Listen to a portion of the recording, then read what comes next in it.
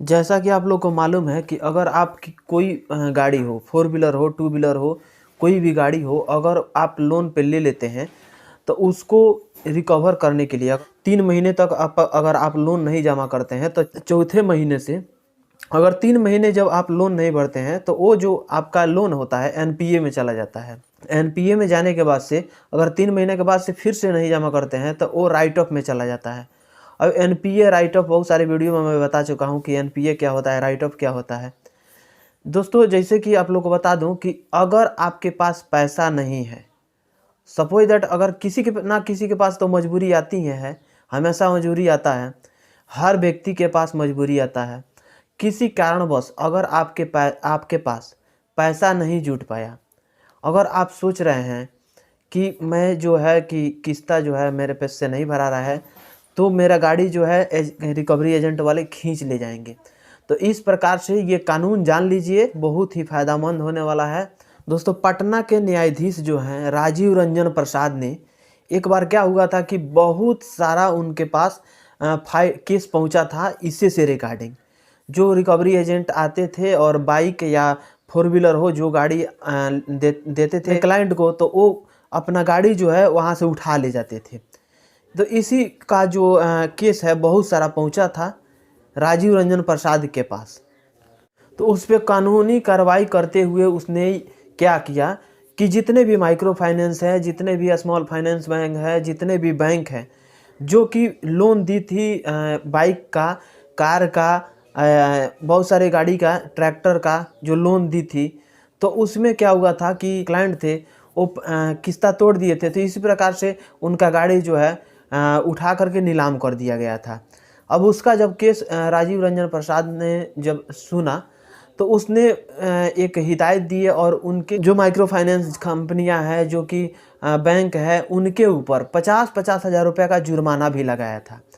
अगर आपका जो गाड़ी है, अगर आपसे बिना पूछे, बिना आपके परमिशन के अगर कोई गाड़ी उठा करके ले जाता है तो ये कानूनी कार्रवाई किया जा सकता है कंपनी के ऊपर, क्योंकि ये कहीं आदेश नहीं है, इस प्रकार से कानून नहीं बना है कि अगर आप ईएमआई नहीं जमा करते हैं तो आपका गाड़ी उठा लिया जाएगा या रिकवरी एजेंट उठा लेंगे। इस प्रकार से कोई नियम कानून नहीं बना है। हाँ, एक नियम है जो आपके ऊपर कार्रवाई हो सकता है, सरफेसी एक्ट होता है।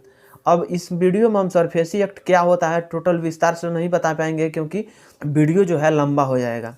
सरफेसी एक्ट के तहत वो लोग आपके ऊपर कार्रवाई कर सकते हैं। अब सरफेसी एक्ट जो है बहुत ही लंबा कानूनी कार्रवाई है, जैसे कि वो लोग अपना बयान देंगे कोर्ट को, कोर्ट जो फैसला देगी उसी प्रकार से आपके ऊपर कार्रवाई होगी। लेकिन अगर उसमें भी बहुत सारा जो होता है ना लास्ट उपाय, तो लास्ट उपाय में कंपनी जा सकती है कोर्ट में, वरना नहीं जा सकती है। वो भी किस तहत, किसके तहत?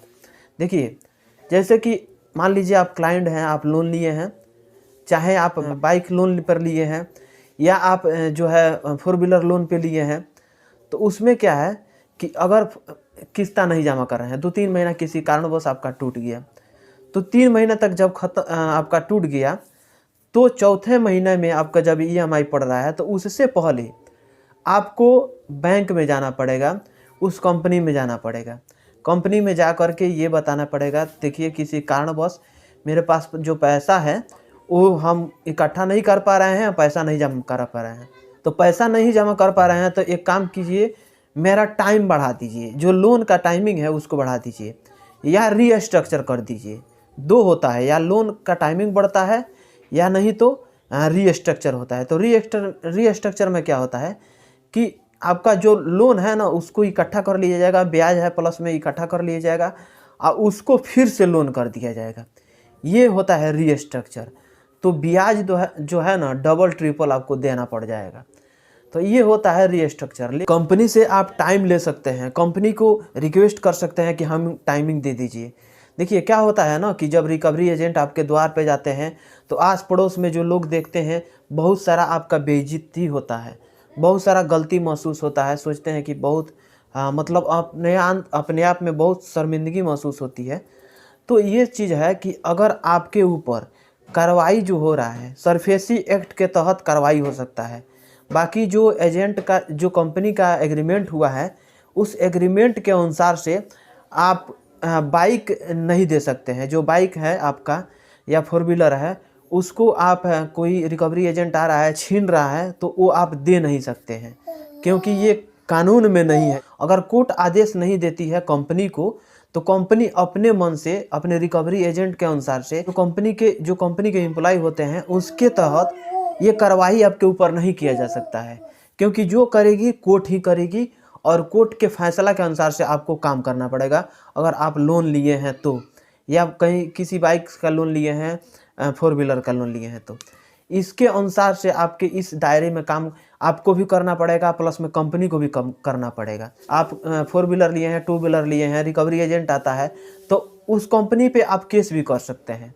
ये नियम कानून है कि उसके ऊपर आप केस कर सकते हैं, या अपना याचिका जो है उसको दाखिल करा सकते हैं कोर्ट में।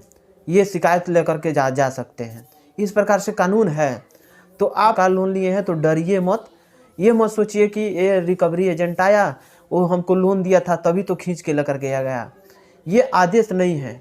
अब जब आप गाड़ी ले लिए तो उसका आदेश है ही नहीं, उसका ये जो कानून में है ही नहीं कि वो जो गाड़ी आपका है उसको खींच करके ले जाए। तो जानकारी कैसा लगा कमेंट बॉक्स में कमेंट करके जरूर बताइएगा। दोस्तों के पास शेयर कर दीजिएगा, एक लाइक कर दीजिएगा। मिलेंगे नेक्स्ट वीडियो में। आज के लिए बस इतना ही। जय हिंद।